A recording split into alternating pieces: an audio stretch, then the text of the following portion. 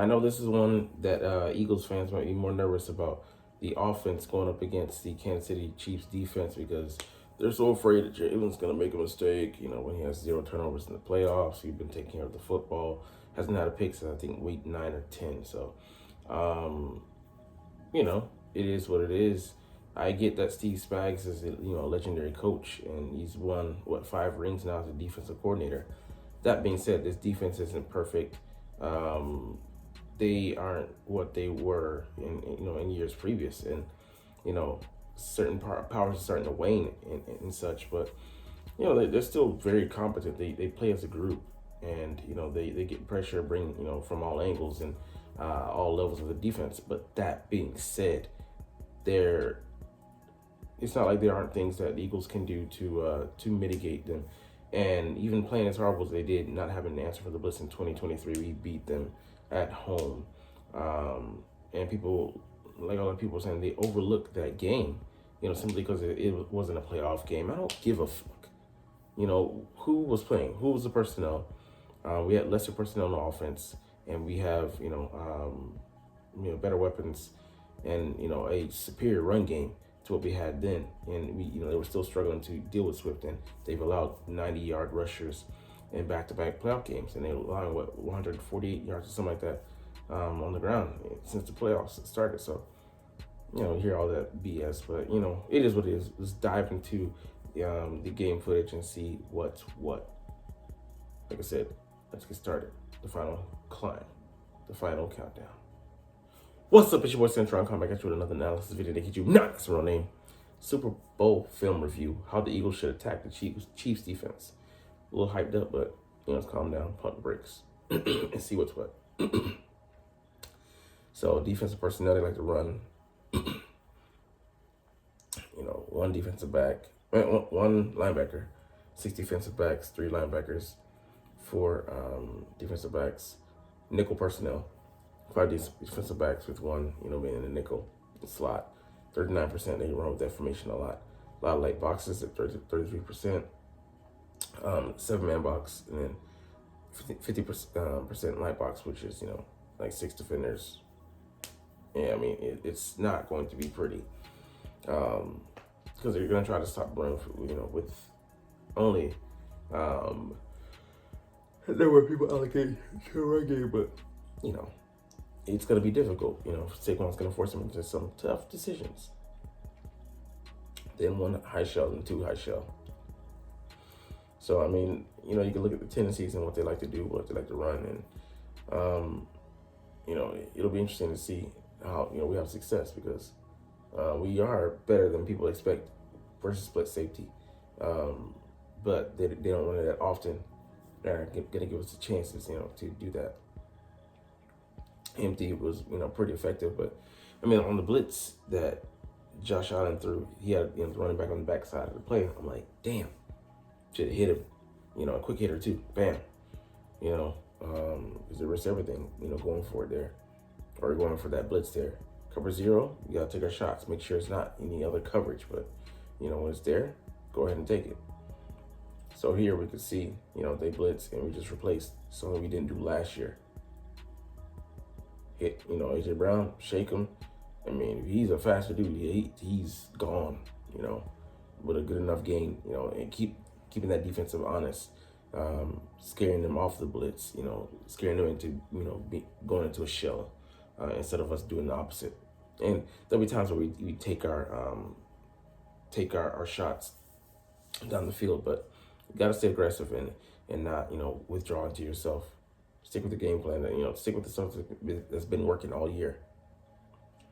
And then, cover 0, you saw how that worked out on this play, because oh no, forgot to mute this because I'm not getting that, even though I feel like they're going to do it anyway. Cover 0 blitz, they bring, everybody. Dallas Goedert comes out. What he did? Bump that boy off 1, 2, 3 times. I'm like, damn, why you had to do him like that, Dallas? You ain't had to do him like that.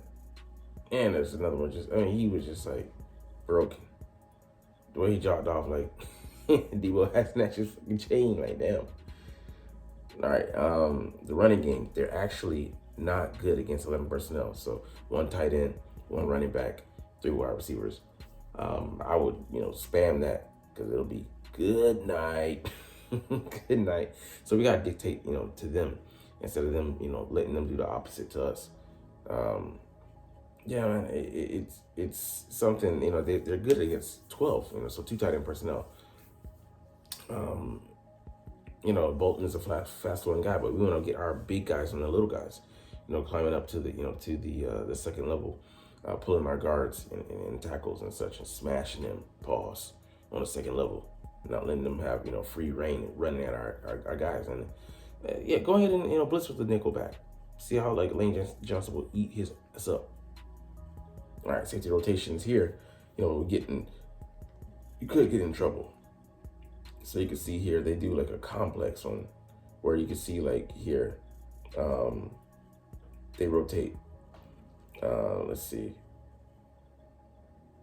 So this changes post snap. This guy comes to the box. He comes over here to rotate, and I think he takes his intermediate area here. Or like, he just backs off completely. So I mean, it just destroys the picture. So they're working that in tandem there to have everything covered. Although I would really try to conflict this guy here to sandwich him, to high low him, and make sure that he's put in a conundrum. But I would have been like, I would say the best one of the best shots, because he's keying it still on the middle of the field. So it kind of ends up being a one-on-one, but he's already gone trying to scramble, get sacked from the back. Well, not sacked from the backside, but he gets tackled for a minimal gain, very minimal. And they disguise their coverage. I mean, okay, on 40% of dropbacks. Damn, highest rates, since 2021. Yeah. 46% in the playoffs. So, they're gonna try and make us fall right into their honey trap. But we can do things like spread them out, empty formation, to try and get them to declare, early, or just to show their hand. And then AJ is the best receiver in the league against press coverage. Right, he's second in the league, but damn well might as well be number one. And then putting Jahan Dotson and Devonta Smith in the slot to take advantage of Trent McDuffie not being there anymore. And then, most likely, they'll be vulnerable there.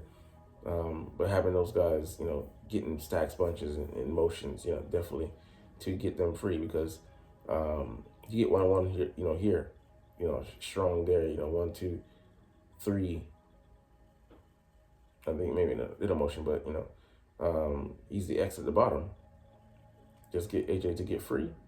I mean, he has a 2-8 go. Smartly decides to go outside. Money. Pitch and catch.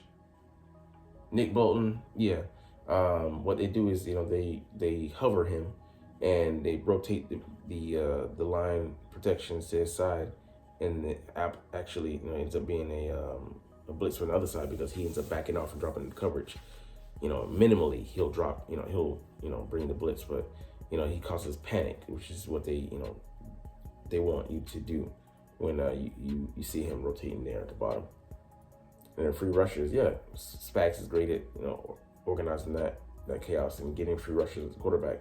So a lot of ways in offense, in defense, on the ideas they implement and in the way they go about business and try to attack, it reminds me of both of our units. So kind of a mirror image in sorts of ways. But yeah, they try to get you in third and long, blitz on second and short, to take advantage and try to put you in third and long, so they can just do what they want to do to you. I forget which defense we were facing, but they just operated just like that. But you can see here where they line Nick Bolton up, and he does come just get to them so fast because they're overwhelmed by numbers. So gotta prevent that kind of stuff from happening. He dropped people out like Karlaftis and Reed, probably shifting over, just because they know that it might catch you by surprise. And here he gets a free rusher.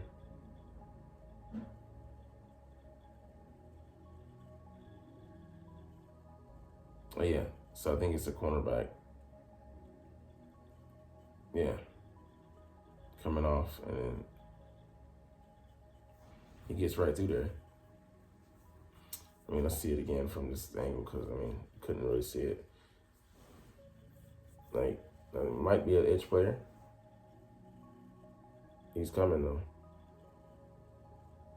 Yeah, I think that is McDuffie. Gets in there and just everything's covered down the field. So very smart play design.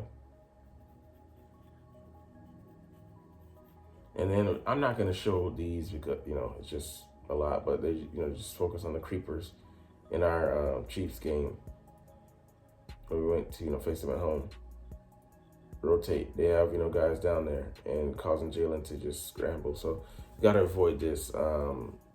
He scrambles the most against the blitz, and they're getting him in these zone blitzes, and we have to have answers. This is when we didn't have answers, so I'm not really that concerned about this happening overall, but it is something to be wary of. And then if you condense the formation, which means you're bringing everybody in tight, Spags is going to bring a defensive back off the edge. So you can see here, it's just as such, and he just comes right underneath. I would have dumped it back here to this guy in the hole, but he's already off the spot, And yes, it's short of sticks, but he still might have a chance, And if it's 4th and short, you could go for it, but they're backed up against their own end zone, so most likely they're not going to. But avoiding those kind of situations in the beginning would be the best for the best. And yeah, definitely can't play scared. And it's a shame that the Bills did. And you can see it like in that last ditch effort. Like Josh is back, scrambling back and throwing it. Didn't play their game. Like the Ravens didn't play their game, got knocked out. Bills didn't play their game, they got knocked out. Cannot afford that. And these guys, they hustle to the ball. You can see here. It's a bubble screen, and it just like blow that shit up. And it ends up, being a fumble. All right, same here in a run play. They just ride to the ball. We gotta avoid those type of things. So there's a lot of things we can avoid, pitfalls and such. Playing into the defense's hands, playing into Spag's hand, playing into their strengths. It's gonna be an interesting chess match, and then back and forth. I'm looking forward. Like I think really that I can say this now, but I think Kellen Moore's gonna unleash some stuff that we haven't seen all year, and you previously did other stops because it's just that time of year. Unload the bag, go and get it. Let's hunt.